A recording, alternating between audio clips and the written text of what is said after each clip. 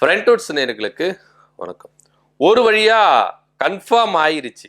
எல்லாரும் அரசல் புரசலா தான் பேசிட்டு வந்தாங்க. இதுவா இருக்குமோ?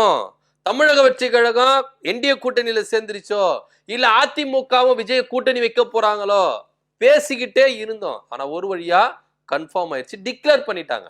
கரூர் சம்பவத்துக்கு அப்புறம் தமிழ்நாடு அரசியலே மாறி போயிருக்கு. தேர்தல் கணக்குகளை இப்ப மாறி மாறி வந்துட்டு இருக்கு. கொள்கை எதிரியான பாஜக கூட இவர் கூட்டணி வைப்பாரா அப்படின்னு பேசப்பட்டிருந்தவங்களாம் நிச்சயம் வைப்பாருங்க, எழுதி வச்சுக்கோங்க. ஆதவ அர்ஜுனா டெல்லியில முகாமிட்டு இருக்கிறாரு, புசியானந்து ஓடி ஒளிஞ்சிட்டு இருக்கிறாரு. யாருமே விஜய்க்கு சப்போர்ட்டா இல்ல. கூட்டி கழிச்சு பார்த்தா என்டிஏ கூட்டணியில விஜய் பிரதான கட்சியா நிற்கிறாரு அப்படின்ற ஒரு தகவல் இப்போ அரசல் புரசலா பரவி நின்றது. ஏன்னா இங்க ஒரு விஷயத்தை மட்டும் நீங்க எதிர்பார்க்கணும். அரசியலுக்கு விஜய் அவர்கள் வரும்போது அரசியல் எதிரி திமுக, கொள்கை எதிரி பாஜக அப்படின்னு பிரகடனப்படுத்தி தான் அரசியலுக்கே வந்தாரு. இப்படியா இருக்கும்பொழுது கொள்கை எதிரியான பாஜக கூட இவர் கூட்டணியில வைப்பாரா அப்படின்னா நிச்சயம் வைக்கிறாரு.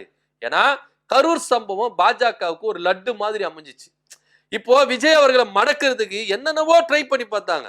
ஐடியை விட்டு பார்த்தாங்க, என்னென்னமோ விட்டு பார்த்தாங்க. ஆனா எதுவுமே இங்க அவங்களுக்கு வேலை கொடுக்கவே இல்லை, கை கொடுக்கவே இல்லை. இப்போ கரூர் சம்பவம் நடந்த உடனே இப்ப அப்படியே டோட்டலா திருப்பிட்டாங்க.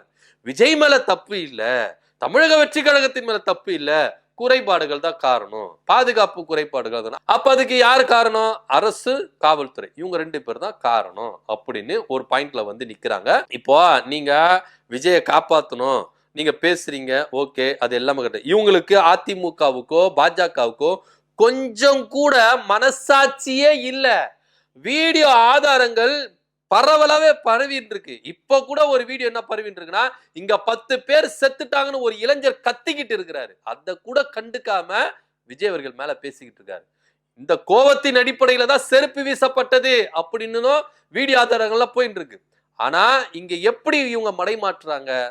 விஜய் அவர்களை காப்பாற்றணும், கூட்டணிக்குள்ள இவங்க அரசியல் செய்யறதுக்காகவே இறந்த 41 பேரை பயன்படுத்திக்கிறாங்க அப்படின்னு தான் இங்க பார்க்க வேண்டியதா இருக்கு. இவங்க ஜெயிக்கணும், சுயநலம். பாஜகவுக்கும் அதிமுகவுக்கும் சுயநலத்தின் காரணமாக இறந்த 41 பேர் இவங்களுக்கு பெருசா தெரியல. விஜய கூட கூட்டணிக்குள்ள வர்றதுக்கு சொம்பு தூக்கிட்டு போறாங்க. எடப்பாடி பழனிசாமி என்ன சொல்றாரு? மடைமாற்றுகிறார். ஓப்பனா சொல்லிட்டாரு, கரூர் துயர சம்பவத்துக்கு திமுக தான் காரணம், அவங்க தான் பொறுப்பேற்கணும் அப்படின்னு ஓப்பனா சொல்லிட்டாரு. தூத்துக்குடி சம்பவம் கண் எதிர்க்க சுட்டீங்களே, குறி வச்சு சுட்டீங்களே, காக்கா குருவி சுடுற மாதிரி குறி வச்சு சுட்டாங்க. கரெக்டா இவங்களதான் சுடணும் அப்படின்னு குறி வச்சு சுட்டாங்க. பொறுப்பேத்துக்கலையா அதிமுக? அப்போ முதலமைச்சரா இருந்தவர் எடப்பாடி பழனிசாமி. விஷயத்த கூட டிவில பார்த்து தெரிஞ்சுக்கணும்னு சொன்ன ஒரு முதலமைச்சர் தான் நம்மளுக்கு இருந்திருக்காங்க. வரலாறுலயே எவ்வளவு பெரிய பிழையை நம்ம செஞ்சிருக்கிறோம் பாருங்க. நம்ம அவரை ஓட்டு போட்டு தேர்ந்தெடுக்கல, எதர்ச்சியா ஒரு ஆக்சிடென்டா நடந்தது, அவரு கீழே நம்ம இருந்திருக்கிறோம் பாருங்க. வரலாற்றிலேயே சிறப்பு மிக்க ஒரு முதலமைச்சர்னா அது எடப்பாடி பழனிசாமி முதலமைச்சர் தான். ஏன்னா துப்பாக்கி சூடு சம்பவம் நாடு முழுக்க வேர்ல்டு வைடு அது அதிர்வலைகளை ஏற்படுத்திச்சு. உடனே என்ன சொன்னார்னா, டிவி பார்த்து தான் தெரிஞ்சுக்கிட்டேன் அப்படின்னு சொன்னார். உளவுத்துறை இருக்கு, எல்லா காவல்துறை இருக்கு, எல்லாமே அவருக்கு செயல்படல, டிவியை பார்த்து தான் தெரிஞ்சுக்கிட்டேன் அப்படின்னு அபாண்டமான ஒரு பொய்ய சொன்னாரு. ஆனா இதுவே அங்க ஆணையம், தனிநபர் ஆணையம் வந்து விசாரிக்கும் பொழுது செயலாளர், அப்போதைய தலைமைச் செயலாளர், அப்போதைய டிஜிபி எல்லாருமே வந்து என்ன சொன்னாங்கன்னா, இல்ல அங்க நடந்த ஒவ்வொரு இன்சிடென்ட் இன்ச் பை இன்ச்சா, நிமிஷத்துக்கு நிமிஷம் எல்லாமே முதல்வர்களுக்கு நாங்க தெரியப்படுத்தணும் அப்படின்னு ஓப்பனா ஸ்டேட்மெண்ட் கொடுத்திருக்காங்க.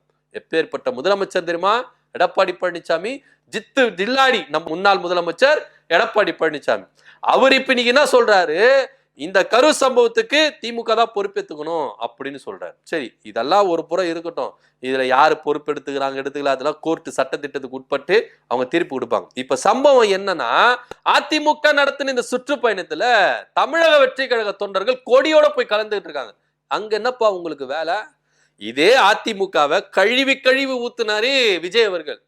இதே எடப்பாடி பழனிசாமி தமிழக வெற்றி கழகத்தை கழுவி கழுவி ஊத்துனாங்க. இன்னைக்கு எல்லாம் கூட்டு சேர்ந்துட்டீங்களா? விஜய் அவர்கள் இந்த சம்பவத்துல இருந்து காப்பாத்தின ஒரே ஒரு விஷயத்துக்காக, ஆதரவா பேசணும் ஒரே ஒரு விஷயத்துக்காக எல்லாம் கூட்டு சேர்ந்துட்டீங்களா? இதுதான் விஜயோட அரசியல். பாத்துக்கங்க எந்த அளவுக்கு. நான் புதுசா வரேன், மாற்றத்தை உண்டு பண்றேன், அப்படியே தமிழ்நாடே புரட்டி போட போறேன், அப்படி இப்படின்னு ஊன்னு சொல்லிட்டு வந்தாரு. இன்னைக்கு என்னாச்சு? ஒரு சம்பவம் நடந்துருச்சு, அதுல உங்க மேல குற்றமா குற்றம் இல்லையா சட்டத்துக்கு முன்னு நின்று நீங்க போராடி ஜெயிச்சு காட்டணும். குற்றமா மக்கள் மன்றத்துல நின்று நீங்க மன்னிப்பு கேட்கணும். அது நீங்க பண்ண கொலை கிடையாது, அது நடந்த விபத்து. ஆனா அது உங்களால நடந்த விபத்து. அதுக்கு பொறுப்பேத்துக்கிட்டு தார்மீக பொறுப்பெடுத்துட்டு என்ன செய்யணுமோ அடுத்த கட்ட நடவடிக்கை என்ன செய்யணுமோ அது நீங்க கடந்து போகணும். ஓடி ஒளிறீங்களே, நீங்க எப்படிங்க தமிழ்நாட்டை காப்பாத்துவீங்க? நீங்க எப்படி தமிழ்நாட்டு மக்களுக்கு நம்பிக்கைக்குரியவரா இருப்பீங்க? எதனா ஒரு இன்சிடென்ட் நடந்துருச்சுன்னு ஓடி ஒளிஞ்சு போயிருக்காங்க எல்லாருமே. தமிழக வெற்றி கழகமே இன்னைக்கு எங்க இருக்குதுன்னு தெரியல, எல்லாம் ஓடி ஒளிஞ்சு போயிருக்காங்க.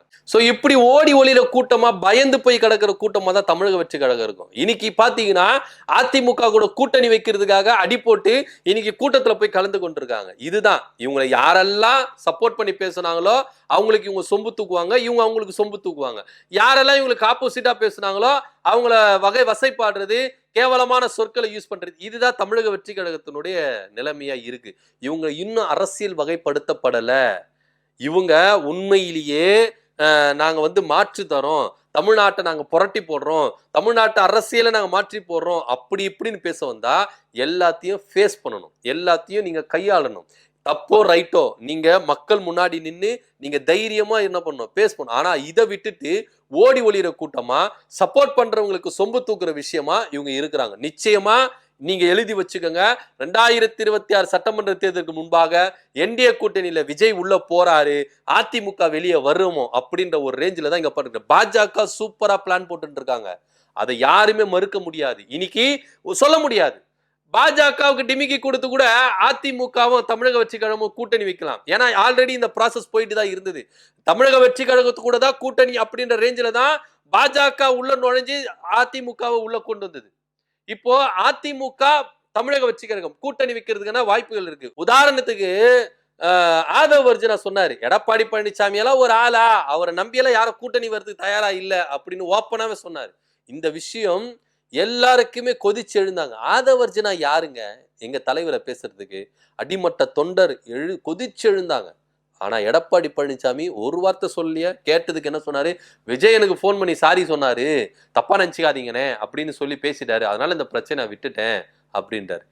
இதுதான் உங்க அரசியல் நாகரிகமா அப்படின்னு எல்லாருமே கேட்கிற ரேஞ்சில தான் இருந்தது.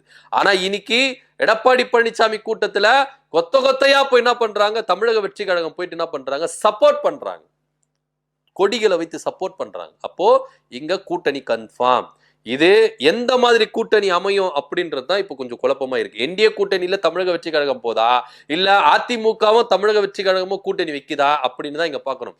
எனக்கு தெரிஞ்சு ஒருவேளை பாஜக முயற்சித்து தமிழக வெற்றி கழகத்தை உள்ள கொண்டு வந்துட்டா தமிழக வெற்றி கழகம் பிரதான ஒரு கட்சியா இருக்கும், அதிமுக முதலமைச்சர் வேட்பாளரை பெறாது அப்படின்னு தான் இங்க பார்க்கணும். அப்படி இல்லைன்னா பாஜகவை சேர்ந்து எதிர்ப்போம் வாங்க அப்படின்னு அதிமுகவும் தமிழக வெற்றி கழகமும் கூட்டணி வச்சுட்டா பாஜக அதோகதி தான் அப்படின்ற ஒரு ரேஞ்சில தான் பார்க்க வேண்டிய ஒரு விஷயமா இருக்குது. என்ன நடக்குது அப்படின்ற பொறுத்திருந்து பார்க்கலாம்.